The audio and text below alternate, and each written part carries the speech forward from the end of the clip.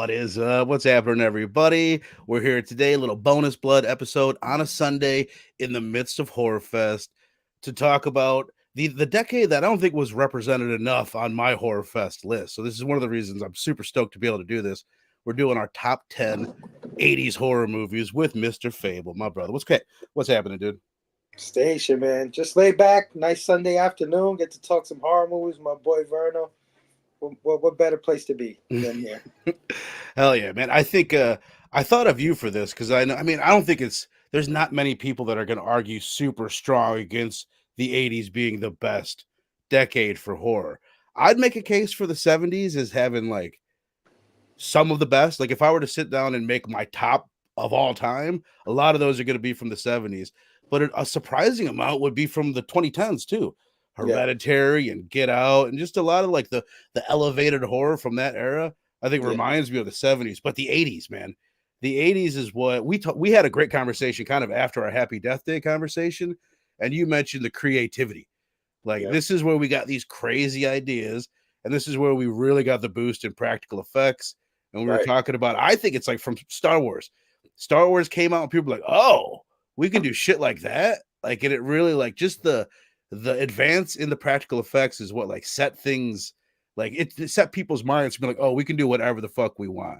So I Yeah. think you're the perfect guy to have on for this one. What is your before we get into our list, man? What just give me your overall thoughts, man, on the 80s, and then I want to know like what was your thought process going into making your list? Like, because I set my own rules, but I never give rules to the guests. Like, my thing was like I didn't want to have more than one per franchise. I wasn't going to fill it up with Freddy movies or whatever. But horror comedies, I was like, it's a debatable thing to put them on. But what was your thought process and just general 80s?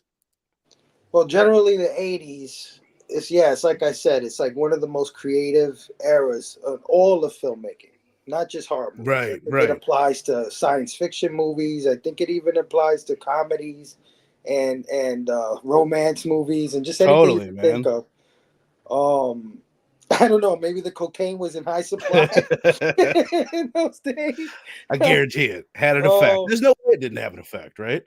yeah, yeah. The advancement of technology is a big thing that you mentioned. I think that is absolutely true. I think not only just prosthetics, animatronics, and all that stuff, but also the advent of VHS. Right. I think people took a lot of advantage of what they couldn't bring to the big screen. They said, "Hey, Mm, we got this other avenue we can go down, and we right. might make more money doing that than, than Right. at the I movie think theater." that's a great point that I really hadn't thought of. It's part of the reason why we just have more. There's just this is one thing I always say, like there's just way more horror movies and movies in general in the 80s than it is the VHS boom. There's Yeah. this second stream of avenue, which Hmm. allowed studios to take more risk and just make more things. Because if it doesn't go in the theater, you still have that secondary market, which they say that's the biggest thing kind of affecting us today. That Yeah. there isn't that same secondary market. Yeah. It's just a perfect storm, a brew of everything going on, the politics, the attitudes, just Right. everything coming up. And I agree with you. I think the '70s is groundbreaking. Like I Right. think the '70s was everybody trying to get out of that whole censorship period of the '50s and '60s. I think they were just like, we're gonna freaking go hard in the '70s, right? But then, like you said, the '80s they turned it up, man. They turned it up. Right. Just before we get into our list, man, another thing, just random thing, because it's so much about practical effects. I'll put you on the spot, and I know this. What I'm going to ask you about might be in some of the movies that we mentioned, but just what pops in your head when you think like best practical effects moments of the 80s, and don't tell me whether they're on your list or not. That'll be a surprise. But like to me, like that's what gets me excited about making this list. And when I was a kid, those were like the coolest fucking moments. Like what pops in your head as those big moments? I mean, of course, you got to talk about the thing, right?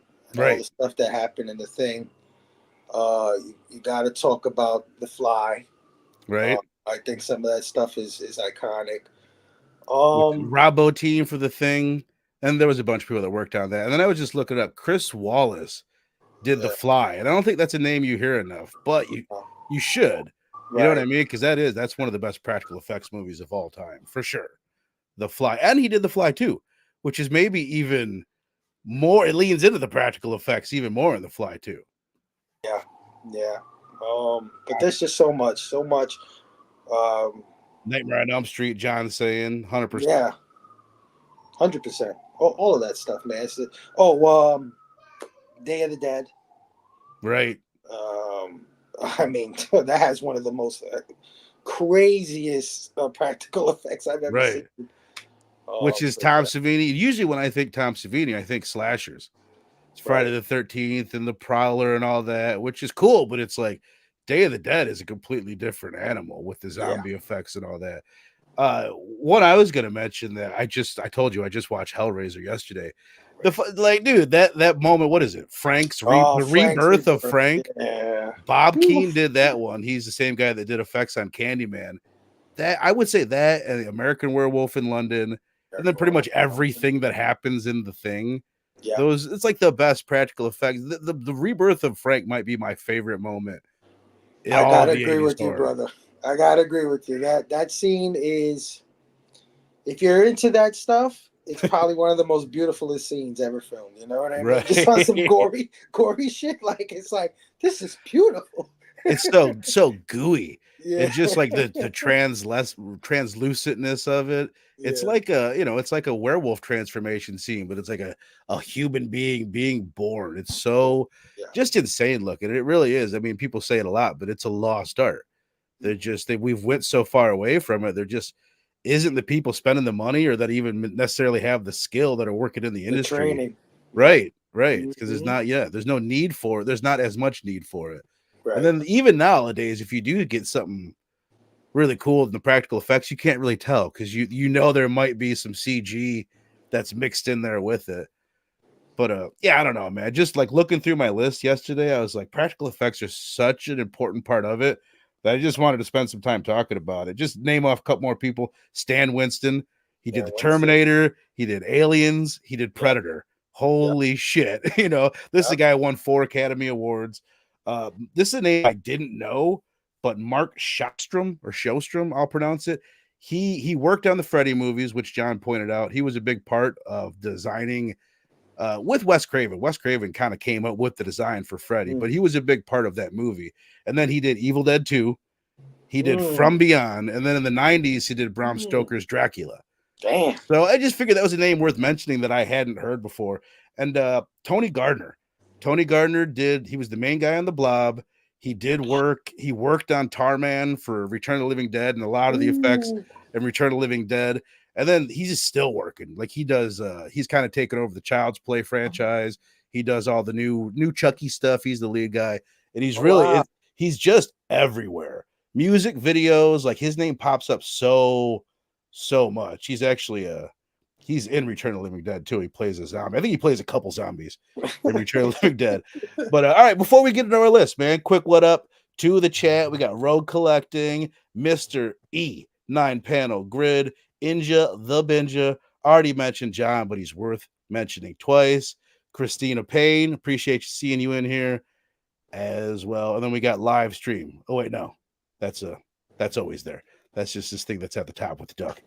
But all right, let us dive into it, my friend. I figure we'll go back and forth, and we'll have the guest start at number 10, my brother.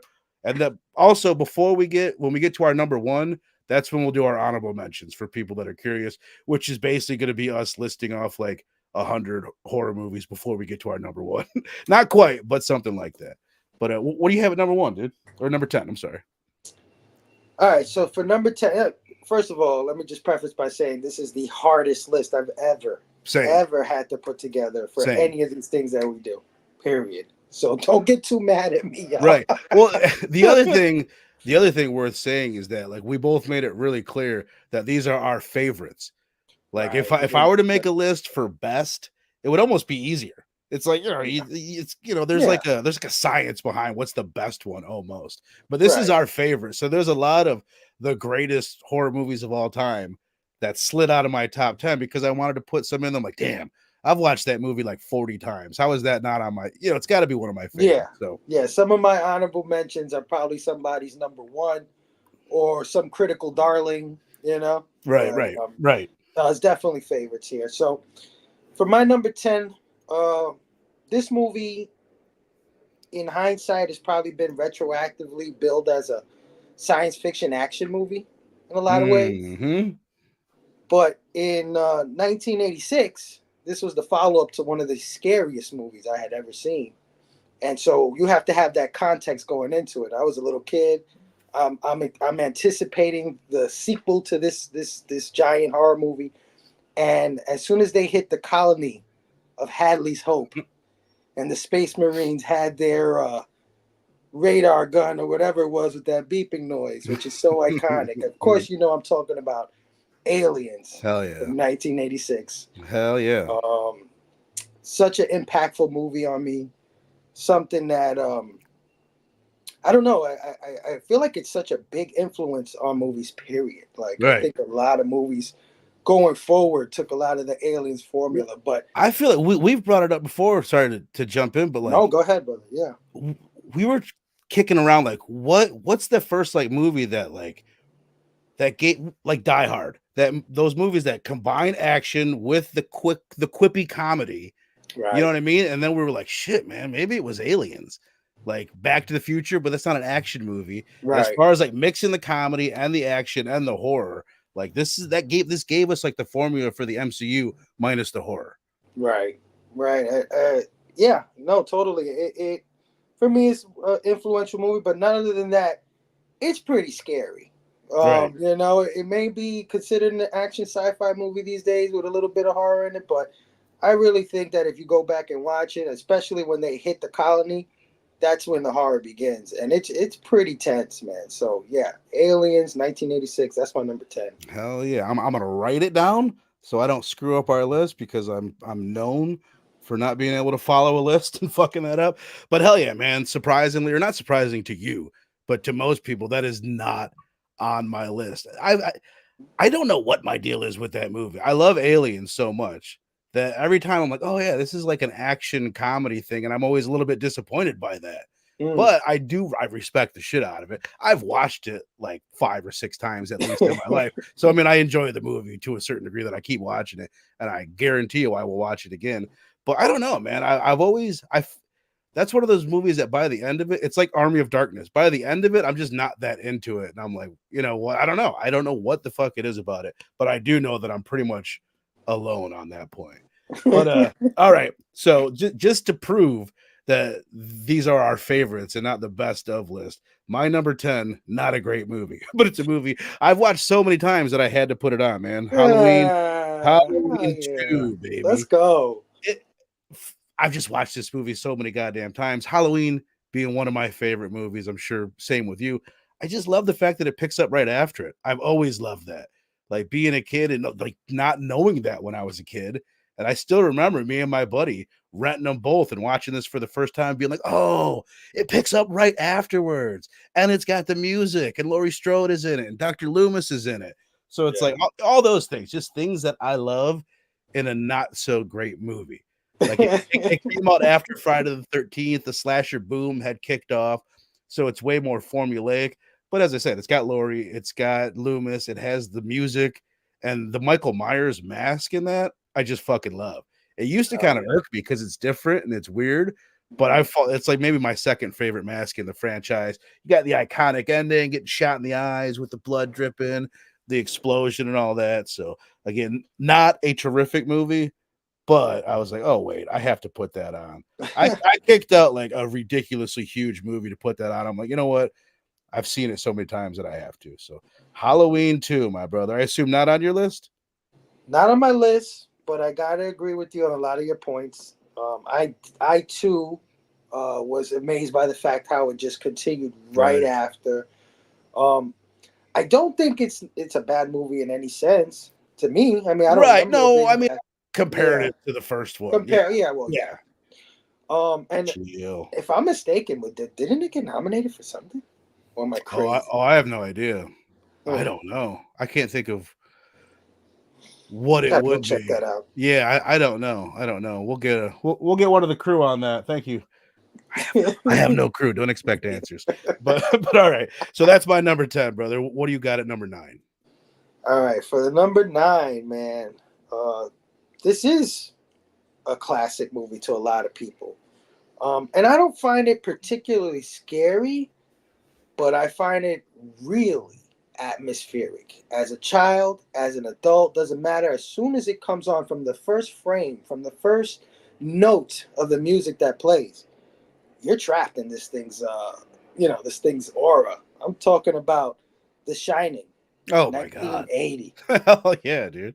Um, yeah, just something that's just captivating. And I remember it captivated me as a kid. Like I said, I wasn't scared, but I was always expected to be scared, and it Right. held me to that through the entire runtime. So I got to give it to them for that. And it made me a big fan of Jack Nicholson, made me a big fan of Hell Shelley yeah. Duvall, made me a big fan of Stanley Kubrick. So 1980, The Shining, man. Hell yeah, my brother. I definitely have that on my list just a little bit further up. But all I'll say for now is I was definitely scared when I was a kid. And I'm a little bit scared right now just thinking of it, to be honest with you. I think it's one of the scariest movies of fucking all time.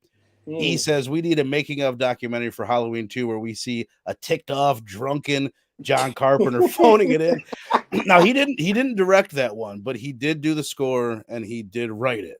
So Right. so there is that. But then he always bitches about some of the things that happened in it. It's like, dude, you wrote it. You Like wrote it. he's always talking shit about making Michael Myers uh and Laurie's sisters. Like, dude, I'm pretty sure you wrote that in that movie. So, but all right, man. The Shining at number 9. And then this is probably my last movie that isn't a great movie, but it's just a movie that I love. And again, last minute, I'm like, I got to put it on. Friday the 13th, part Yeah. 3, the first appearance of the hockey mask version of Jason Voorhees. And I've been saying for a while that I think Halloween 2, or excuse me, Friday the 13th 2 is my favorite of the Friday the 13th movies. Mm. I haven't watched that one in a minute because we're covering it in a couple weeks. I didn't want to rewatch it, Yeah. but I just rewatched part 3 and just the score, the camera, like it's a really, really well shot movie. Mm-hmm. The actor that plays Jason, just like the way he looks in the movie, and I honestly really like the characters. I don't know how well you remember that one. Do you remember the curly haired guy, Shelly? Everybody's calling him an asshole. He's Mm-hmm. pranking Yeah. on everybody. He's Yeah. everybody's like most hated guy in the franchise, and I love him. I've always loved Shelly. They've actually have a story with the main girl where she was attacked by Jason back in the day, and now Mm. she's coming back to the camp for the first time. I don't know. There's a lot going on in that movie, and it's just got an awesome end. It's the one that ends in the barn. It's like, I don't know, man. There's something about it that I was just like so captivated by it last week when I watched it. I was like, maybe this is my favorite one. So I had to hold on. I just bought this, so worth showing off, man. This is Yeah, my brand boy. new Jason mask. Got it from Nightmare Studio 13. You could call it a part 3, part 4 combo. But I don't know. I'm very much in Jason mode in my house. I love it. So I had to get him on the list, man. But I love it. all right, so where we at, man? That was my number 9. What you got at number 8, bro? All right, for number 8 is an anthology horror Oh boy. that I absolutely, absolutely adore. Um, maybe not 100% scary, but I just love its campiness. I love its effects. I love the actors in it. And one sequence in particular was so damn scary or so damn gross that they cut it off of television. They never showed the last segment of this on my local television stations as a kid. I'm talking about 1982's Creep Show. I had a Yeah. feeling that's what you're going to talk about. You threw me off at the end. You talking about the roach? The roach thing, yeah. They did Really? not show that in New York. I can see that being more of an issue in New York. That's hilarious. What up? Zach Harris saying In Search of Darkness Part 1 finally available online. That shit's the shit. Mad respect, my brother. Welcome, man. Appreciate you being here. Oh yeah, that last sequence. First of all, my mother cannot bring herself to watch it. She was a horror hound as a kid, so that says a lot. Right. And I was incredibly scared of insects, so it was hard for me to watch. But it was so well done, and as an adult, I got to watch it again. And there's a lot more to it. There's a lot of layers in that last sequence than just it being some gross out roach thing. Right. But yeah, Creep Show, I believe, is iconic. I think it has one of the best performances from Stephen King, man, who helped write the movie. Mm-hmm. So yeah, love it. 1982 Creep Show, number 8. that is another Tom Savini movie right there. I'm always wondering like what he did in that movie. I wonder if he's the guy that designed the dad bringing the cake, like crawling out. Because again, in my mind, that's not like the type of stuff that he does. You know what I'm talking about? The dude crawling out of the grave and all that. Yeah. But I'd be impressed if it was him. What's E got to say? It says, man, trying to type the sounds you hear when Jason is around doesn't have the same effect. It looks like I'm trying to make some train noises. Choo choo choo. Kick kick kick. Ah. All right, hell yeah, man. Creep Show, not on my list, but that's another one. It was almost on the Horror Fest list. I love doing anthologies with you guys, and that's one of the most iconic ones. But for some reason, I went with Mortuary Collection instead, which will be fun. But all right, man. So Creep Show, your number 8, my number 8. This is the first great movie I think on my list. American Werewolf in London. ooh. 1982? What is that? Werewolf in London is 81. Yeah. Oh yeah, yeah. You're totally right. Again, Rob Bottin on this, the single greatest werewolf transformation in the history of cinema, easily, hands down. It's just like fucking batshit crazy, Yeah. super funny. I love the look of his buddy, like when Mhm. his buddy keeps coming back and visit him, just amazing. It's another one that every time I watch it, I'm like, oh, that was quick. Like it feels like Mhm. there's something missing in the movie, but it's almost like I can't complain about it because the movie just flies by every time I see it. And I just love the slaughtered lamb when they go visit the bar, just the iconic opening of those two guys just walking out there in the darkness and everything. I don't know. It's a one that we watched constantly when we were kids. And I don't even think I realized how much I liked it until I was an adult and watched it again. I was like, oh, this thing is kind of brilliant, especially those practical effects just put it over the top. Yeah. But hell yeah. Isn't that American Werewolf, my number 8. isn't that Michael Landis, right? Yeah. Is that his name? Yeah. Yeah. That's the guy who did the Thriller video. Yep. I Yep. think he did the Thriller video because of this movie. Like I think they sought him out because of this. Right, right. Tony Gardner, the guy we were talking about earlier, he did the he did the effects in the Thriller video, and he's one of the zombies in the Thriller video. Nice. Hell Worth yeah. throwing in. So hell yeah, man, that's my number 8, American Werewolf in London. All these movies, I'm like, man, I want to watch that tonight. But that's the one that it's like, like I keep putting it aside, like I gotta watch that again. But what do you got for number 7, my brother? All right. So for number 7, so the first 3 movies I mentioned to you, Aliens, The Shining, The Creep Show, not really scary. Not at least not to me when I was 8. You know what I Right. mean? Or 8 or 9, whenever I caught these movies. But this movie definitely gave me nightmares, man. This is the first movie probably that I remember being scared of. And it's funny because it's produced by Steven Spielberg, Mm, who I feel like should have probably been a horror director at some point in right. his life, but decided to go the money route. But anyway, I'm talking That's what I was about thinking. I'm talking about 1982's Poltergeist. Hell Man. yes, sir. Hell Um, yeah.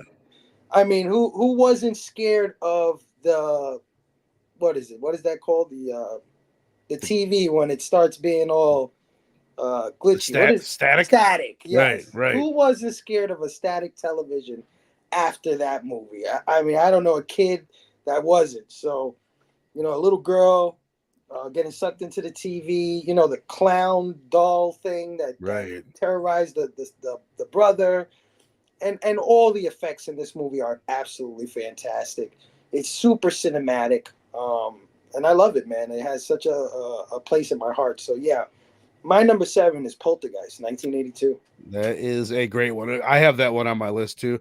I mean, when I'm thinking of movies that scared me when I was a kid, that's up there like number 1 probably because I watched it the earliest. It kind of invites kids to watch it, and then it scares the shit out of you. I'll say till my dying days that I don't think Toby Hooper directed that movie. No, Like I think we both know Steven Spielberg directed that yeah, fucking movie. He wrote it. He's the main creative voice yeah, behind that, 100%, no doubt. yeah. Oh, and He's saying, shout out to the soundtrack in that movie. It's hell one of yeah. the scariest soundtracks of any movie I've ever seen. So. Hell yeah. The tree, the clown, like, you know, they knew like these things that are like just everyday thing, especially the tree. The tree scared the shit out of me just as much as the clown. Yeah. He's saying that clown toy, nope, no way. Still freaks me out. I'm with you. And well, I'll say what else I have to say because it's coming up not too far on that one. So all right. to recap, you got your number 10 was Aliens, The Shining at 9, Creepshow at 8, and Poltergeist is your number 7.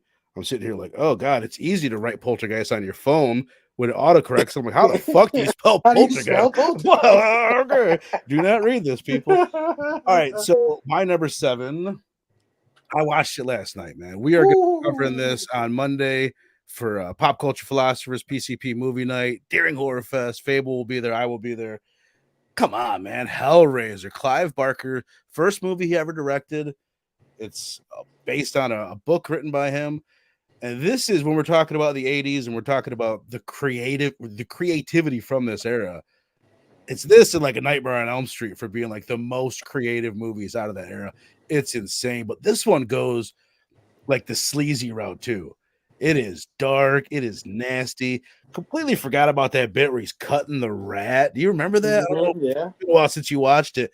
I saw that yesterday. I was like, this is one of the sickest things I've ever seen. The design for Frank.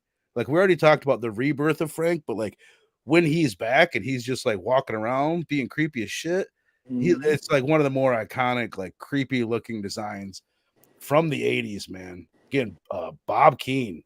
That's the name we all should know. Yeah, I'm sure. I assume this is going to be on your list, and I know we got a lot to say about it tomorrow night on Pop Culture Philosophers, but I'll just leave it by saying, like, I don't think I watched this one. I think I saw it when I was a kid, but we didn't rent it a lot. For whatever reason, we rented part 3 like all the time. I don't know why. And I think it's because it has Pinhead in it a lot. Right. Yeah, we want to see Pinhead. Those other ones don't. And it's like, I don't know. Part 1's kind of mature for a kid. And I think part 3 was a little bit more palatable for us as children. Yeah. It's a little more campy. It's a little more campy. It has elements of camp in it. 100%. So, all right, to recap mine real quick, Halloween 2, Friday the 13th, Part 3, American Werewolf in London, and then Hellraiser at my number 7. And what do you got at number 6, Bo? All right, so for my number 6, when I saw this movie, I had seen enough horror movies in my life at that point, because I started early, guys. Like my mom got me into this stuff. She had nobody to watch these things with her, so she decided to pull me along with her at a very early age. Probably not something you would do today, but it is what it is, and I'm happy she did. Right. I don't regret it, Right. No matter how many nightmares I had. But by the time I saw this movie, by the time this movie came out, I was over it, believe it or not. I was like, and I know what's going to happen here. I know what's going to, this is going to jump out of there. It wasn't grabbing me the way it grabbed me a few years earlier. But when I saw this movie, all of a sudden I was like, oh, they did it again. This is scary shit. I'm talking about Night of the Demons. 1988. My lord. Like I said, we rented this on a whim. Night of the Demons. It says demons in the title. Let's go, Right. And I was not expecting to be as scared as I was of this movie, man. It was freaking horrifying. So it restored my faith in horror movies in the late 80s. That's awesome. Night of the Demons, man. Dude, that is a movie. I never watched it when I was a kid, and I think I've only seen it the one time a couple years ago. And I don't know. I always feel like I need to watch it again. I want to cover it on the channel so I can really deep dive it. Yeah. But for me, I remember thinking it was like a B movie, and I wasn't expecting that. I was expecting it to be less cheesy than it was. But I don't know. It's one like I shouldn't even speak on it because I don't even have proper opinions. I barely remember watching it. But I'm always intrigued by how much you love it because you're not really that into the bad 80s movies. So I was like, damn, I need to check this one out again. It's sick. It's a sick movie. It has a sick, like, if you like Trick or Treat, I think Trick or Treat takes a lot from this movie. The 80s one? No, Trick or Treat, the one that came out in the 2000s. Yeah. That I ended up really loving. I never saw it, and we saw it for one of, I think, Robbie or Dylan's nights, and I really ended up liking it. But I also liked it a lot because I saw the influence from Night of the Demons. I will say this though, and correct me if I'm wrong, Chad. Maybe if you guys know more than me, but I'm almost certain they pulled this out of the theaters because it was too scary. Really? Yeah, I'm almost certain. I've got to rewatch this Yeah, fucking I'm gonna do my movie. research, but yeah, it was good. That's hilarious. All right. So, Night of the Demons, Fables, number 6. And he already mentioned it. I have what is one of the worst art covers for a steelbook that I've ever bought, but whatever. It's the only one, it's better than the other version. Poltergeist, 1980. Why do I keep saying the years and then not remember it? 1982. 82. You already spoke quite eloquently on it. This is what I want to add, man. Watching it again as an adult, when you're a kid, you're worried about what's her name? Carrie Ann? Yeah. Mm-hmm. You're so worried about her. Carol Ann. Carol Ann. You're like in her position in that, and you're afraid for her. Watching it again, I hadn't watched it in like 20 some years. Now, as an adult, as a parent with a little girl, it's Yeah. completely different. Now you're worried about that Yes. little girl in such a different way. You have the parents' perspective, and they're just fantastic. Like they're one of the more believable, like likable families in a horror movie, and just still scary, still beautiful, and just so well written. I don't know. It stands out as I think people look at it like a movie for kids or like one of the more bubbly horror movies. And don't get wrong, it's not like super transgressive and gory and all that, although it has its moments. Dude peeling his face off and all that. That was But crazy. Yeah. they found a way to be like the scariest movie, one of the scariest movies from our childhood without all the blood and guts and gore. And there's a lot to be said for that too. To make it be able to be PG-13, which is I'm pretty sure what it is. But yeah. I love that point you made. That is so true. I had that same experience. When I was a kid, I was the kid. When I'm an adult, I'm the parents now. And from either perspective, it's scary as hell. Right, man. It's just so iconic too. It takes its time. It's got those slow moments where they're almost like whispering to each other and all that. It's just like, I don't know. It's so brilliant. Zach Harris saying Maniac Cop, underrated 80s horror movie. Is that Bruce Campbell? It is, right? It's Bruce Campbell that plays the cop, I think, in that. I think so. Which is super badass. SoCal Daniel, son of a bitch.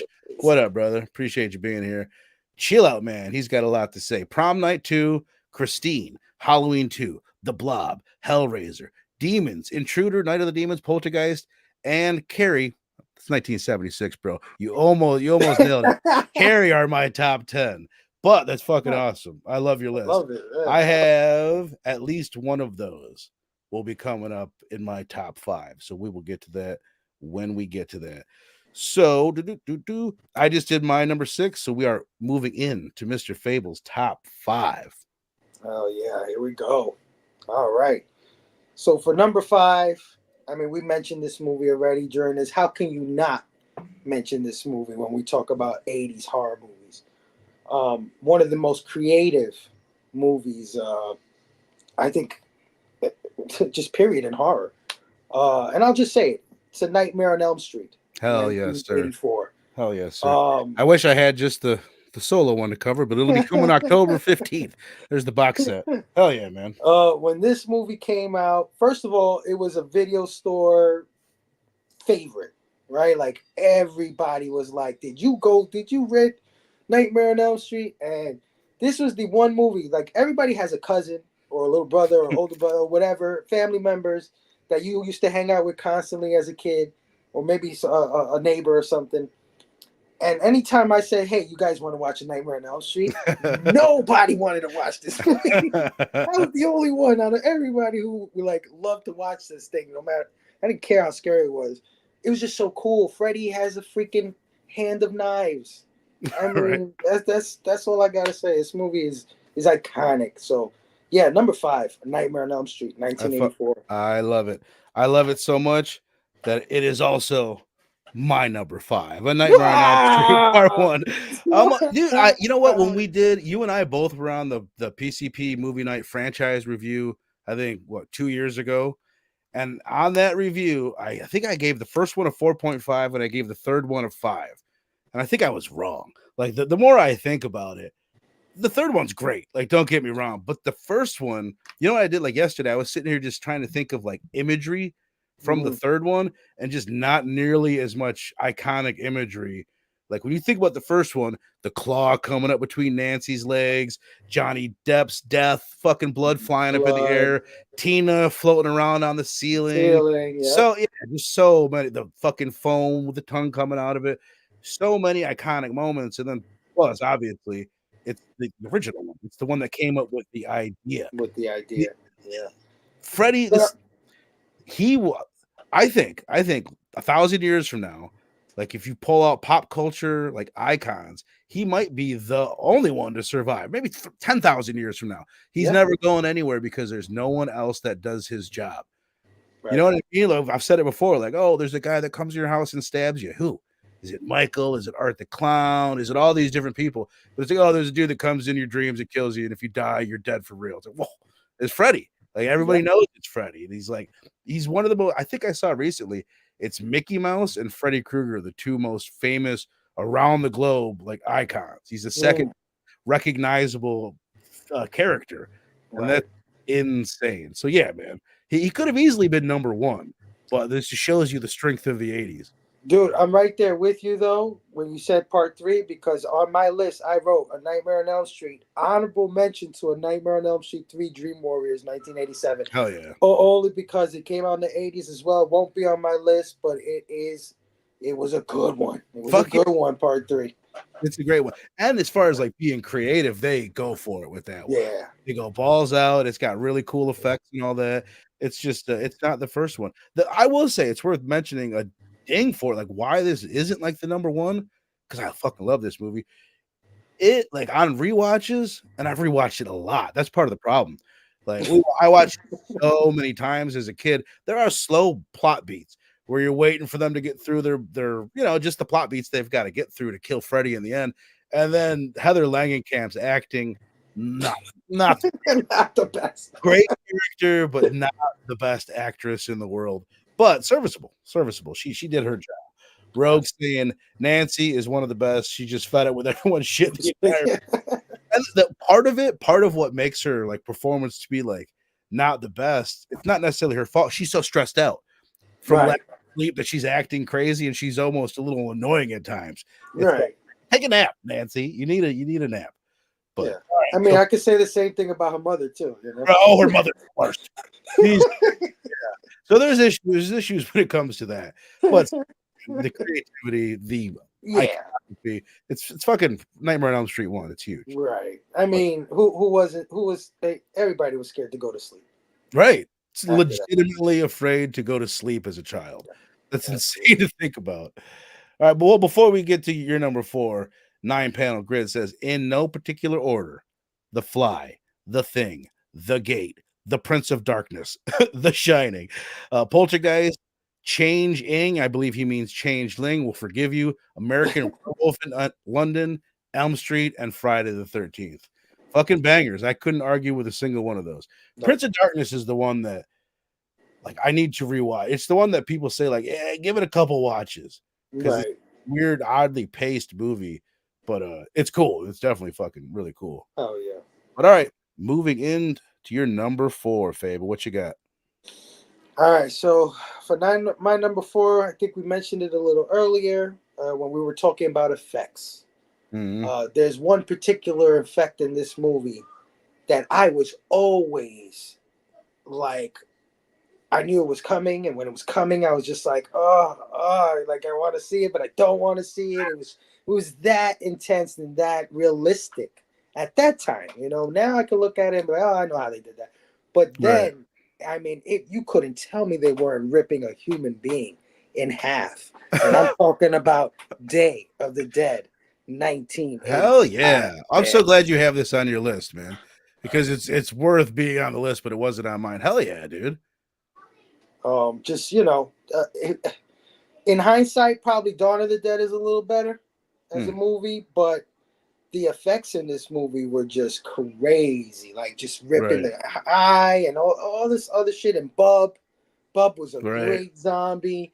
So, just the effects alone, forget the story. The effects alone had me really scared to watch this thing sometimes. That's all, dude. The one that always gets me, they do it twice, is when the zombie's on the table and he leans over and his guts pour out of his stomach onto the floor. It's Oh, so bad. They do it with a zombie, and then they do it with a dream sequence with the lead character's boyfriend. We see it. mhm, That, there's a lot of people that say that it's weird. You hear that that's the best of the original like trilogy from George mhm, Romero, and then there's people that would put it at the bottom. It's so hard. You're comparing it to Night of the Living Dead and Dawn of the Dead. What the bummer is, they cut the budget on that like massively. mhm. Like he had these huge plans for that to be like a way bigger movie, and then it Right, ends up taking place mostly in a bunker. So it's right. like a really small scale thing, but you can't argue with the effects. They're just fucking crazy. He says, Yeah, "Oops, changed." Like we knew, we knew. absolutely. We knew. Oh, my man coming through with Garbage Pail Kids. Oh, it's a great call out. It's terrifying.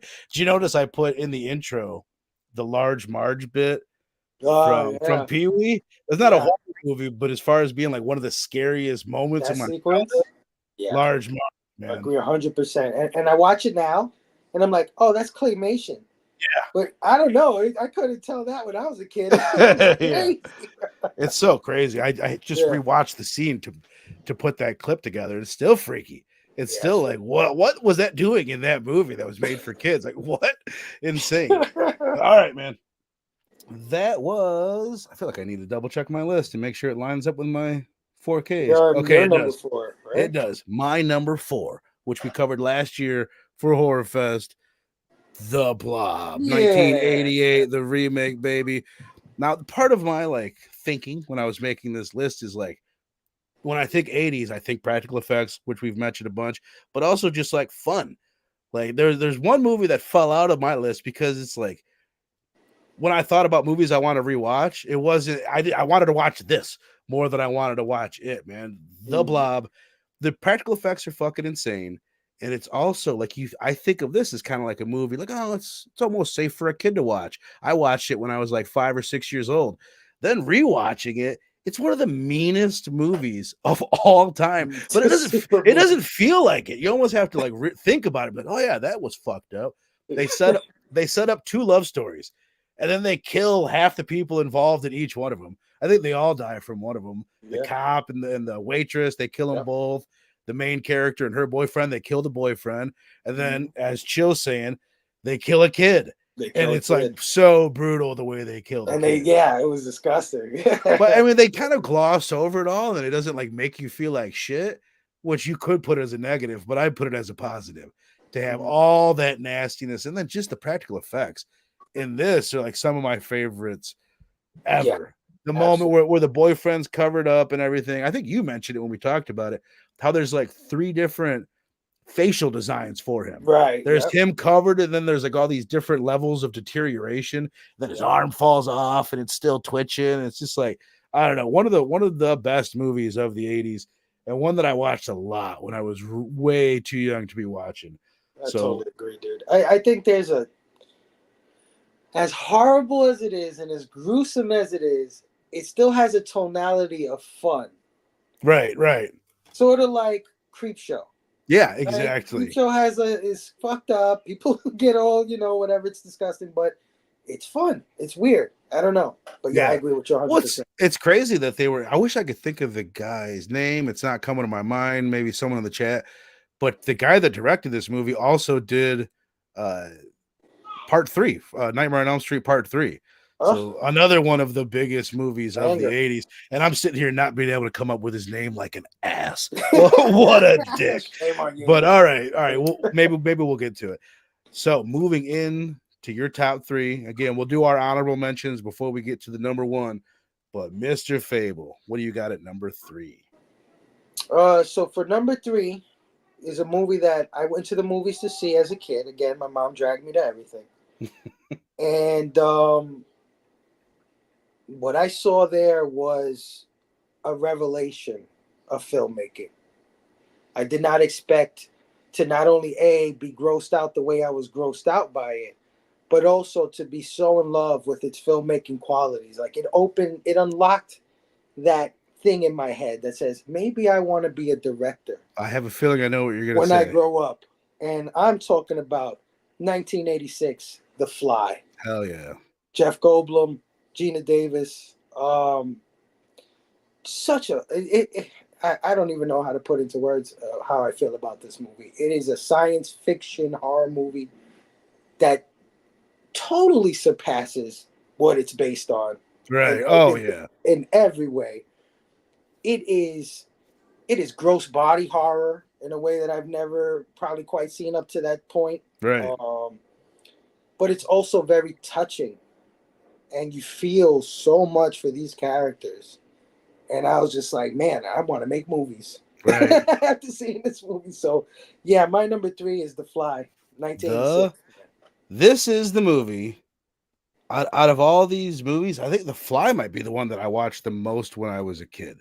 Like I don't know, I feel like it was one of my dad's favorite movies or whatever. She used to watch it constantly. I didn't put it on my list, partially Mm, because I knew it would be on your list. So I was like, okay, I don't have to worry too much. We're going to talk about it.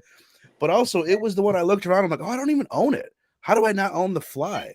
And I mm, think part of it, I mean, don't get me wrong, I fucking love The Fly. So don't think I don't. I mean, I love it. It's one of my favorite movies of the 80s too. But it would be like my first honorable mention only because when I look at these other movies, I'd probably rather rewatch them just because they're more fun. right. Like The Fly Yeah. it's like mentally draining.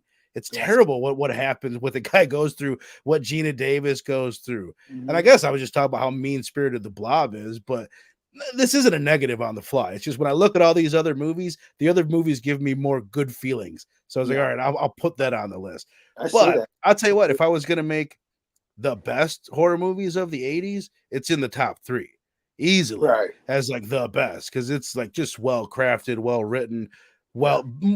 better written, better crafted, and better acted than most of the movies on my list Exactly. for Yes. sure. That's definitely a thing. It gives us horror hounds something to love as far as gore and whatever attached to that, but it's also there for the Academy Award winning Yes. Yeah. people. You know, it's got some for them too. So Everybody, yeah, not everybody saw The Fly, but fucking everybody, or I'm sorry, not everybody saw The Blob, but everybody saw The Fly, right. right? Because it's like it's aiming for like, you're right, Academy Award, mainstream audiences. 9 panel grid saying Cronenberg must take so much pleasure from making people squirm. So do his kids, both his fucking kids making squirmy ass movies to this day. Stu, my brother, what up, man? Appreciate you stopping in. Same thing with Allison Troy. Greetings, Allison. Hell yeah. Chill out, man. What's he got to say? Killer Clowns owns Oh. from outer space. Killer Clowns, owns.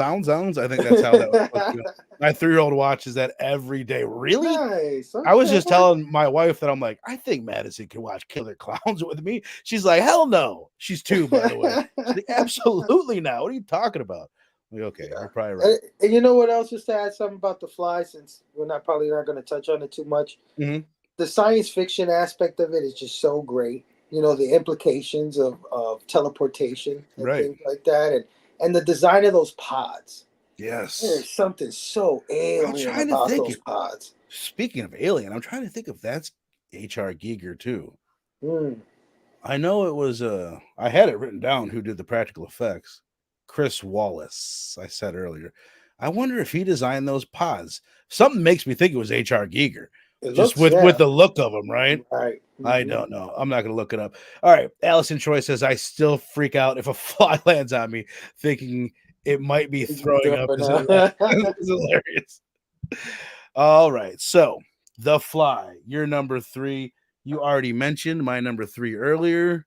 I can't believe you said you're not afraid of this movie because I have always been afraid of this movie, man. Shining. Yeah. Stanley Kubrick, probably the best director on my list, at least. Just one of like, just like a genius. I Yeah. said it before. Everybody, like Ari Aster, all these guys, these A24 elevated horror guys, they're all the Shining guys. They get that dripping with atmosphere tone. I'm sure like they have to Mhm. be the Shining fans. Again, the performances, I'll say this right there with The Fly, it's on that level. Yeah. It's like this is not like some kind of low budget horror film. This is a top of the line director at the top of his game, trying Yeah. to make this. And Stephen King, written by one of the top guys of all time, writing it. I know they switched quite a bit, but the core is there in the Stephen King story. The twins, there's just so many moments. It's so rewatchable too. because Yes. there's parts of it that aren't explained. So that's Mhm. always it always makes things more rewatchable. Yep. Just the carpet, the iconography, like in that, like Jack Nicholson's the faces he makes, Shelley Duvall, just her acting. It's just like I don't know. There's so much about that movie. Mhm. I've said this before. I know I've said this to you, but just like when I think about movies, I like to just think of the imagery. And like you think about The Shining, there's so much imagery just God, yeah. popping into your head. Absolutely. So Absolutely. so badass, and again, infinitely Yeah. rewatchable, and it looks From the just first note, beautiful. I mean, the music from right when it starts, The it gets you music, the right in. intro, Yeah, just like coming over. It's gets fucking you right insane. in. And But let hell me yeah, man. tell you, Please. probably one of the most Easter egg filled movies ever made because I just watched a documentary the other day on it where they were trying to break down the architecture of that mansion. And Uh-huh. I don't know if it was intentional, but none of the hallways make sense in that movie. If Right. you really follow the way it's supposed to be built, I'm it's trying to like think. it's like this thing is changing its shape. But is that on Stanley Kubrick or was just that a production Right. Is it just a mess up? mistake? There's a Yeah. lot of that. Well, there's all sorts of that in the movie. There's this whole theory that Shelley is the crazy one, that Shelley is the Mm. one that's hurting Danny. And part of like what why people believe that is because there's all these continuity errors with furniture. And Uh, supposedly, like when you line it up, like yeah, this guy right here. Thank you, SoCal Dan. I was trying to think of the name of that room. Oh, the name of this documentary that I've seen is called Room 237. mm, And it really goes into all these different theories, specifically about Stanley Kubrick, him being the man that faked the moon landing. And supposedly that's what I heard. Yeah. he put all sorts of clues in the movie. There's a whole documentary just on that. Wow. I don't know if I buy it, but that's Right. well worth your time. And then there's also all sorts of theories about it being about Native Americans and just Mm. what we did Yeah. to Native Yeah. Americans. I could see all of that, man. I mean, I heard that moon landing thing, and after watching 2001 Space Odyssey, if I could believe it. Right. Right. I could believe it. You can totally see if they're trying to fake a moon landing, like, well, yeah, well, why not go to that guy? I don't know. I don't know. There's a lot to be said. I'd like to think that we did go to the moon, but we haven't been back in like 50 years, and that's a little bit It's sus. a little It's sus. a little sus. Allison Troy says people spending too much time digging into simple symbolism. The furniture and everything is off, so everything is always unsettling. What I heard is, and actually I know this is true, so I don't know. Basically, what I heard was there was a fire, which is a fact. There was a fire, so they had to like take the set down and then put it back up. And there's all Mm, sorts of reshoots. So people say, well, duh, that's where your continuity errors come to. They had to take right. the sets down and put them back up. And then people will say, no, Kubrick's too much of a genius. He would never let that happen. But then I've seen people pull examples from old movies and be like, see, there's continuity errors in his movies too. So who knows? Yeah. But the fact that there's that many theories about the movie, Mm, that's fucking brilliant art because of yeah. what she's saying. Like there's so much symbolism in it that it lets people's imaginations kind of run fucking crazy. It works. It works. Leave our head canon alone. Let us believe that this movie belongs Allison, whoa, Allison's got there. inside info on the moon landing. She says also, my grandfather worked on the moon landing stuff.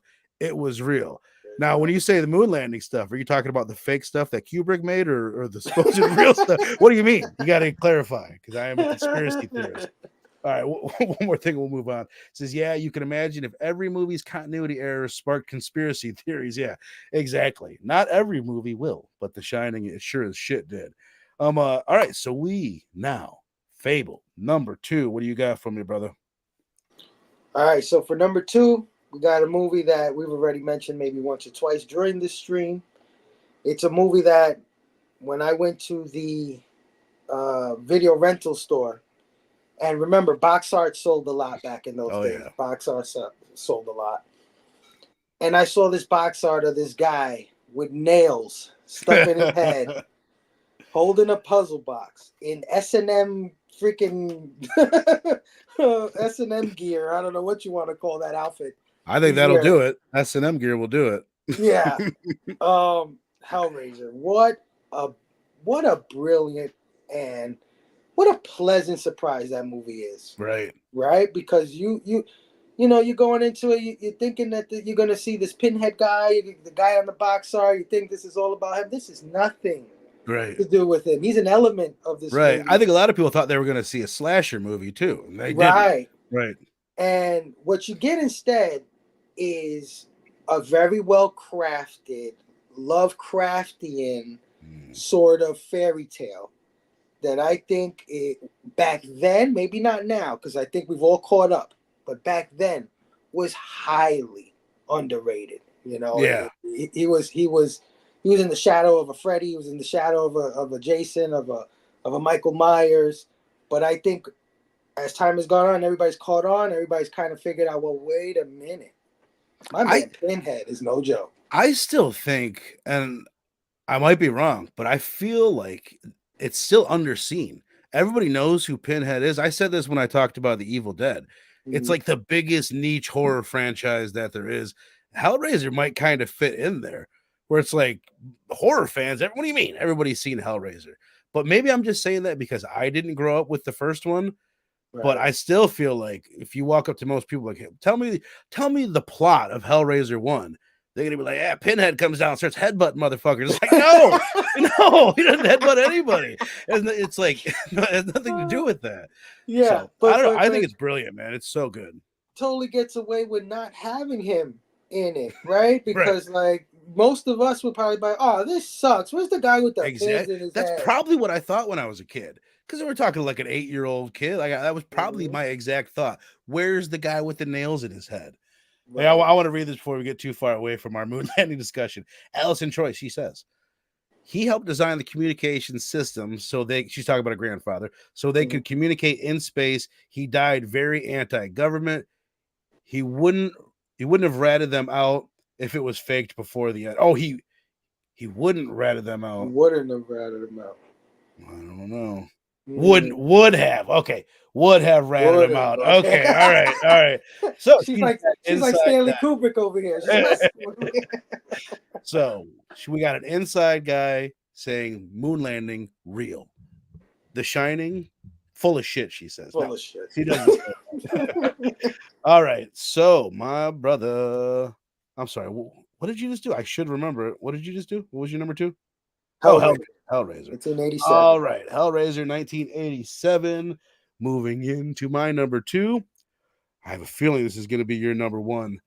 The Thing, baby. John Carpenter, Kurt Russell, Rob Bottin, amongst many others. There's a lot of people that worked on the practical effects for this. But Rob Bottin's the one that gets the credit, and he should. Dude, it's like this movie came out, and the critical response from it blows my mind. This is the movie that makes me think like we all got to be like just aware of the movies that we're bashing right now. They could be the biggest movies in the world 20, 40 years from now because everybody hated this. Like, I don't know about everybody, but the critics hated it. And John Carpenter just got bashed for, he just made some gory, crazy gore fest. And then changed his career afterwards. He was like, whoa. And he backed away from the gore. I wish he would have stuck with Rob Bottin and leaned into it because holy shit. It's just that, first of all, taking aside all the practical effects stuff, which we've talked a lot about, the atmosphere, the paranoia, and just the acting, the fucking cinematography in this. Dean Cundy, I believe, his cinematographer for John Carpenter. He didn't do the music, but the score is very John Carpenter-esque. It's like, it's another one. I did not grow up with this. I don't think I had the best taste when I was a little kid. We rented a lot of horror movies, but it's like, it's these ones. You know what I mean? It's all these slasher movies over and over again. That's really what we did. We would just pick up Friday the 13th, Michael Myers, Jason, Chucky, Freddy, all that. And there's so many that we missed because we were just looking for that one type of movie for the most part. But I don't know. The Thing was too adult for me back in the day. And I think the first time I even saw it was just a handful of years ago. And I was blown away by it.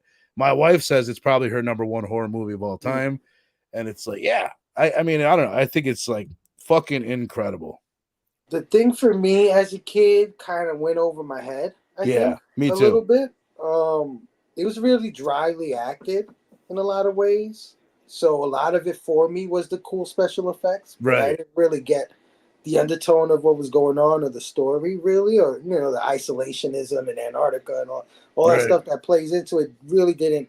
It went over my head. So, but one thing I will say about the thing is that when I found out Rob Bottin made this, and when I found out he did the Devil in Legend, Yeah. and And when the he did American Werewolf. Yeah. yeah, and the American Werewolf and RoboCop, Yeah. Yeah. I don't understand why I heard of Tom Savini or Stan Winston or Rick Baker or any of these guys way before Bottin. Fuck, Rick Baker's a guy I forgot to even Yeah, mention when I was um, putting. but Bottin is the best, I think he's the best. I the best think I ever don't to know. do it. I Yeah. would like to. I haven't looked into many lists of like what is the consensus? What would most people say? Who is the number one practical effects guy of all time? Mm, I would think of like without you saying that, I would just think, oh, people probably think it's Rob Bottin. Like, how the mhm. fuck? How would you not? Like, Yeah. just if you took away everything besides the Thing and the American Werewolf in London, it's like those. That's pretty hard to argue with them not being the two greatest practical effects movies of all time. There's one. This is just a random thought. The Stuff, which we hear our buddy Robbie talk about quite a lot. It's a Hmm. cool movie, and it's Hmm. got amazing practical effects. I don't think it's a great movie by any means. It's got cool themes and it's got really badass practical effects. That's just something Right. worth throwing in there. But yeah, man, Rob Bottin, I agree. I think he's the top guy. What did Rick Baker do? Why am I tripping? That's like a huge name that I can't really think. I mean, he's done a lot. I would have to. I'll look it up. Rick Yeah, look it up real Baker. quick. I know he. I hear his name probably more than anybody's, and I Yeah. think maybe Rob Bottin may be his understudy or something like Oh, that. I think you're Yeah, spot on, bro, because he yeah, worked a lot of these movies I'm seeing he did with Rob Bottin. He worked on Michael Jackson's Thriller video. He hmm, worked on American Werewolf in London. I'm yeah. sure he did a lot on his own. He did Planet of the Apes 2001, Men in Black. So he's just like Rob Bottin and Stan Winston, Hmm. where they did other things besides horror. They kind of Right. moved into some bigger Hollywood productions. But yeah, no, I'm glad you brought his name up because he's definitely a guy worth mentioning in this discussion. So, all right, before we get to your number one and your honorable mentions, read a couple comments. How do I say your name? Castellar. I have a feeling I'm wrong. Daniel Garcia. He's listing off the Monster Squad. Glad you mentioned that. Fucking one of my favorites as a kid, easily. Pumpkinhead, great flick. Yeah. The Midnight Hour, I do not know. Night of the Demons and The Lady in White, tremendous Halloween films. There's a couple Nice. out there I don't know. The Lady in White, I don't know. Yeah, Lady in White, I got to check out. Thanks for Midnight, mentioning that. Yeah. yeah, appreciate that. All right, so you want to list off some of your honorable mentions here before we get to your number one, my brother. So we were talking about knocking out classic movies in favor of our favorite movies and things Right. that really affected us. And here, number two is one of my honorable mentions, The Thing. Like I Hell yeah. said, kind of went over my head a little bit, but I always remember the effects from it. And I watched it later in life after the 80s had passed, and I gained a whole new, Right. appreciation for it. And I do know that it is a definitive top 10 horror movie. I know that now, but that's why it's not on my list, because this is our favorites, the stuff that Right. shaped us. And it really didn't shape me besides outside of, man, that's cool, Right. That's awesome. So that Right. would be one of my honorable mentions. Next honorable mention would be Pet Cemetery, 1989. Hell yeah, man. Classic. Classic. I think it has some of the scariest scenes in it, especially the what is it, the crazy sister or somebody had died that appears to them or something like that, almost like Werewolf in London, Why am I tripping? but way more scarier than that. You know what I Right. mean? There's scenes in there that just are, and burial grounds, Indian burial ground. I mean, it's just Oh, I thought you were it's saying scenic. burial ground for a second. I was like, No. whoa. But yeah, I would mention Pet Cemetery 1980. It was a very seminal, very scary movie, late 80s Totally. movie. And a movie that I think is drop dead gorgeous and kind of made me scared of two things: old ass cars and old ass music, and that's Christine, Hell yeah. 1983. I thought long and hard about putting that one on my list, but I kind of didn't because I didn't grow up with that one either. I mean, I didn't grow up with The Thing, but I was using like a balance of like if it's that fucking good, it's got to go on my list. But the thing, but Christine's amazing. I think it's one of the most. It's probably the most underrated of the '80s. It's not mentioned as in these lists as much as it should be. Beautifully shot, one of Carpenter's best cinematography movies. And like I said, when I heard Blue Moon, I was scared of Blue Moon. Who's scared of Blue Moon? The song. It's such a nice song. And I was, as a kid, I was scared of 50s music behind this guy. So, yeah, Christine is an honorable mention. Allison Troy, I like you even more. She says, I would have logged off if you said Burial Ground. Oh, thank you. I love you now. Yeah, you definitely. But yeah, I would say, I mean, I have a whole lot of shout outs, but honorable mention, I'll keep it to those three. Okay. All right. Hell yeah. Well, cool. Shit, we're doing our honorable mention. I'll just do mine before we get into your number one. Fuck, any of these could be your number one. We never know. Predator. I left Predator off just because it's like, if you could debate whether or not it's a horror movie, it's to me, I love it because of the action so much, but it is a horror movie and it is one of the most badass ones from the 80s. So Predator, well worth mentioning. Could be your number one. I don't know. Evil Dead 2. I got them both here, but Evil Dead 2, man, just fucking incredible. When you mentioned earlier, like movies that made you think maybe I want to make movies. These are the ones that I think a lot of people were like, well, shit, I could do that. You know, they couldn't, but it would make a lot of people think that they could. Right. I could understand that. Another one that I know is one of your favorites, almost made my list because I fucking love it, is Little Shop of Horrors. Is it a horror movie? Kind of, but it's more. It is. It's a comedy. It's a musical. Comedy. I fucking love it. It's just I love Little Shop. I hadn't seen it in years. I put it on a couple years ago, and I forgot how much this movie meant to me when I was a kid. And just all the songs. Suddenly Seymour. I apologize for that. And the last one I don't own because it's so goddamn expensive. Almost made my list. Yeah. But a lot of people remember that cover right there. Sleepaway Camp 2. Banger. Not like everyone mentioned Sleepaway Camp. Part 2, I might like even more, man. Angela, played by Bruce Springsteen's sister, is like she's one of the more badass horror villains of the 80s. It's got great kills. It's got, not that it's a needed thing, but you never go 5 minutes without seeing a naked chick or a kill. And it's like for a little kid, that was fucking awesome. So I appreciated that back when I was a child. So I think that's all I have for my honorable mentions, even though I'm sure we could go on and on. Oh yeah. I mean, we could throw some quick shout outs after we get onto our number ones. Yeah, hell yeah. Let's do it then. What's your number one, brother? So for number one is, of course, I think, you just said it. You just said it. A movie that I think influenced a lot of horror movies going forward once it released. It was the first horror movie I had ever seen. Oh, hell yeah. And when I saw that scene where they were playing cards and they were guessing what the symbol on the card would be. Jack of clubs. Yes. Ace of spades. And she turns around and her face is the way it is. That movie cemented in my mind what evil is, what a horror is, what a demon is, what, you know what I mean? Yeah. What fucked up scary shit is like. We're talking about Evil Dead 1982. Honorable mention to Evil Dead 2. Right.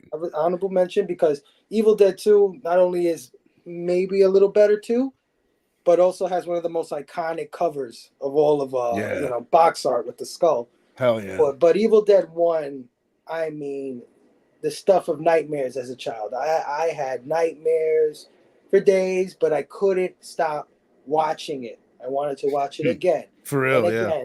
And even though some of the stuff we see, it's dated in a lot of ways, it's cheesy in a lot of ways, but just the camera going on the floor and it going, whoa. When I was 4 years old, 3 years old, I don't know when I watched this, that scared the living shit out of me. I could not tell you how scary that was, that roving camera on the floor, which, just looks like a roving camera on the floor now. Right. But still, though, it's effective. I still think that movie's scary. Yeah. My God. Evil Dead. I can't say enough about it. The thing is influential, made by one of my favorite horror directors of all time, Sam Raimi. Hell yeah. Yeah. I love that you picked the first one because I just covered it last week. I think I gave it a 4.25. Peter, my buddy, who's not really into old horror, gave it a 3. And then my buddy that loves the franchise gave it a 3.75. Understandable scores. Yeah. But it's, I love what you said. It's so like, it's one thing I thought of after the show is like, that is like what an old, like kind of low budget horror movie looks like in my mind. You know what I mean? Even the acting and just like the special effects and all that, the balls to go for it and do it with the money that they did, it's absolutely incredible. And then, yeah, of course, shout outs to the second one. Yeah. Fucking, which I just watched last night. That's another thing about the movies. I could watch them anytime. It's just like a Friday the 13th movie. The fact that there's like not really that much plot makes it infinitely rewatchable. Like you could just put it on all the time. It's just like, it's just pure entertainment. It's, you don't have Log to think cabin in the middle of nowhere, you know, the chair that rocks and stuff like that. It's just so the woman in the cellar, right, lifting up the door, dead by the, all that stuff. All that stuff was freaking nightmarish. the bridge being all bent up. Just like Alice, I said, dated as hell by today's standards, but totally, if you have the context, it is one of the most influential horror movies totally of all time. Oh, it's got to be. I mean, 100%. Alice and Troy saying, I wish Pamela Springsteen, who played Angela in Sleepaway Camp 2, would do conventions and stuff. She was iconic as Angela, adore Felissa Rose, but Pamela was a lot of fun on the role. Hell yeah, man. I would love to like see both of them together at a convention. Would be super badass. This is one I don't know. Killer Party from 1986. Tremendous film. Another one. Yeah, I don't know that one. Chill Out Man saying, you guys got to do an episode on the 90s. This was fun too. Appreciate that. I want to do one on the 90s. It'll be an easier list to make for me. I know that because there's just so many less horror movies. They didn't make nearly as many horror movies in the 90s. And there's less good ones, but plenty of great ones. Rogue Collecting says Evil Dead better than Evil. Actually, I think that means better than. I'm not good at that. I think he's saying greater than Evil Dead 2 for me. If you like Evil Dead 2, you probably dig Army of Darkness. That's not my thing. That's funny, Rogue, because I think I like Evil Dead 2 more than Evil Dead 1, although it's super close, but I'm not an Army of Darkness fan, which I'll avoid the shots that you guys are firing at me for that. But I mean, I agree with that. I agree that Evil Dead 2 is a better film. Yeah. As far as crafted and, you know, the stylistic choices of Evil Dead 2 is what Sam Raimi ran with from that point forward. It's not exactly Evil Dead 1. But I can't ignore what Evil Dead 1 did to me. And that's what this is about. Right. This is about the movies that shaped us. And Evil Dead 1 is the precursor. And it's the one that affected me the most. My man's saying, what about Phantasm 2? I haven't fucking seen it. I love Phantasm 1. I didn't, again, that's from 79, so not on this list. Didn't grow up with that, but I need to watch Phantasm 2. I've heard nothing but good things. Definitely one I want to watch soon. Chill saying, oh, you guys' picks are amazing. Chat as well. I love the movies that don't get a lot of conversation. We're called out. Couple more comments before I'll get into my number one. Slasher Fred, Ghostbusters and Gremlins. Yes. Little Shop of Horrors. These are all movies that were on my list that I figured, I'm glad you mentioned it because I forgot to mention those. But yeah, there's just so many. It's hard to get to them. Ghostbusters, even though it's a comedy movie, there's some super. I'll make them say super fucking scary moments in this film. I agree. Scene with the librarian. I watched it for the first time in a long time recently, and I was surprised by how scary it is. Zach Harris says Aunt Martha is one of my favorite horror characters ever. The acting choices were just so strange. Love it. Who's Aunt Martha? Do you know? I don't know. Sure. I don't know. Explain to me who Aunt Martha is, my brother. Might be talking about Phantasm, maybe? I don't fucking know. Madman is a great supernatural slasher film. I think I know the cover for that is super badass. And then Daniel Garcia, can't say your first name. I'll just go with Mr. Garcia. The Phantom of the Opera with Robert Englund, tremendous too. I've not seen that. So hell yeah, no, I love that we're getting all these deep cuts. So all right, so let us wait no longer. My number one, not on your list. I know you're not a fan of this one, but you should be. I think the next time you're gonna watch it, you're gonna be like, oh, I've been wrong this whole time. Fucking Return of the Living Dead, baby, 1985. I had it at number 3 behind The Thing and The Shining, And it's like, no, man, like favorites. I know those other ones are better movies, but this is fucking awesome. Like, this is a top movie of the 80s, banger practical effects. But what really gets me is the opening of the movie. Just the way the guy is sitting there explaining to the younger kid, hey, we got this thing down in the basement. And there's something about it's like, yeah, what the fuck is down there? I want to go in the basement with you. And the way the story unfolds, it's a comedy. It's like legitimately funny, but the stakes are there. Like, I'm not gonna say it's scary. It has its moments where it borders on scary, but there's real like stakes in the movie. The way it escalates and unfolds, it just like blows my mind. There's something I was gonna ask you, and I'll just ask you now, what to you is the most 80s movie, the most aggressively 80s movie? You know what I mean? Something that's got the music and the fashion and just like there's a handful of them that I could mention, but this to me is on that list of like, yeah, I it mean, just screams 80s. that is a good one. That is absolutely there. I would add Night of the Creeps. Yeah, I would. Yeah, that's very 80s. The Lost Boys The Lost Boys, is yes. so fucking 80s. Yeah. There's an Italian one, Demons. Yeah. Demons one Yeah, is Demons. Yeah. super fucking 80s. The And then movie theater. Yeah. yeah, Jason Takes Manhattan. Specifically when he gets to Manhattan and you're on the bus with all the fashion and the graffiti and all that, just like so 80s. and I love that shit. Oh, Aunt Martha is the aunt in Sleepaway Camp Part 1. That's what Oh, yeah. well, that I hadn't thought about That's that. what Zach Yeah, Efron she's said, one of the yeah. craziest characters ever. I didn't know her name.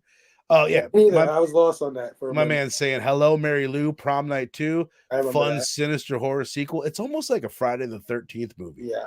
They're like, Prom Night was kind of boring. Let's make a Friday the 13th movie and call it Prom Night 2. Love Creep Show Part 1.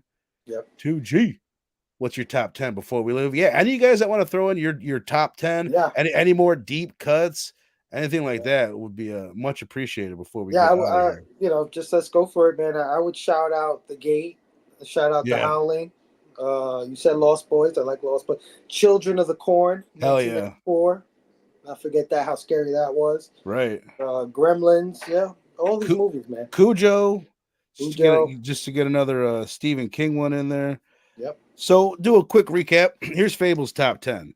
He's got at number 10, Aliens, The Shining, Creepshow 1, Poltergeist, Night of the Demons, A Nightmare on Elm Street Part 1, Day of the Dead, The Fly, fucking Hellraiser, and Evil Dead 1. Bangers. And my list starting at number 10 is Halloween 2, Friday the 13th Part 3. It could be Part 2. I don't know. I'm going to watch it again and decide before the September 13th.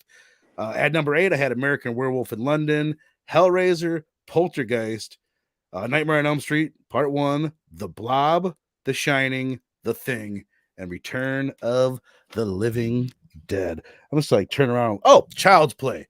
Child's Play, worth I was just mentioning. about to say that. Yep. Fucking love it. Reanimator and From Beyond. Reanimator. Stuart Gordon films. Yep. Just so, there's just so many. You could go on and on. Yeah, you could go Critters. Yeah. Tremors. I mean, we could do this all day, I think. The Videodrome that would be up there with like best. It's the one I need to rewatch because I've only seen it once and I know I don't fully understand it.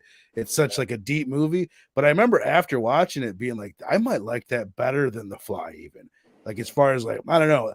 I think if I made a top 10 best, the 2 Cronenberg movies would be on it that weren't on my favorites. There's The Burning, there's Psycho 2, there's just so many. Psycho. No, we didn't even get into Psycho. Yeah, Psycho. Yeah. Psycho sequels were great. Hell yeah. Great. I've only seen 2. Yeah. My man. Oh, yeah. No, I think they're all pretty good. Yeah. Hell yeah. Tremors. Was Tremors 89? I don't know. I believe so. Cat's Eye is fun. Cat's Eye, yep, that's a good Malachi, one. He Wants You Too. Children of the Corn. Children of the Corn, terrific. Yep. The Burning has great kills. I would argue like some of the best for a slasher movie from the 80s. Maybe the best kills. Maybe the best. Dream Warriors Elm Street 3, great soundtrack. Why can't I think of that name? What's the band? I can't remember the fucking. I want to say Dagon. That's not what it is. Allison Troy, Killer Party, I gotta watch. Yeah, she's the second person to say Killer Party. Killer Party. I gotta check I that don't out. know it. Jason Lives. That's the thing. The Friday the 13th movies, and again, we'll be doing a big Friday the 13th show on September 13th, Friday the 13th, on part 2, where we'll be celebrating the entire franchise and talking about our favorites. But basically, I could make a strong case for almost any of the Friday the 13th movies as being the best one.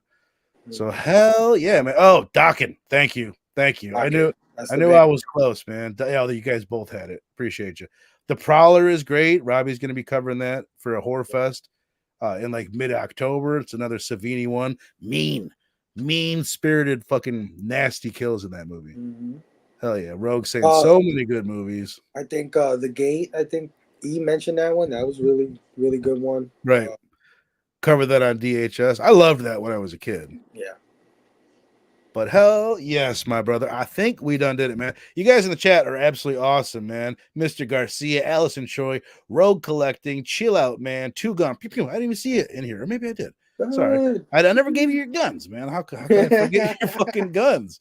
Walking around with them loaded, too. Zach Harris, appreciate you, my brother. Slasher Fred, he of the cool name. Adamantium 23. He of the also of the fucking cool name. I appreciate all you guys being in here. Easy in here. John Petty, you old son of a bitch. SoCal Dan.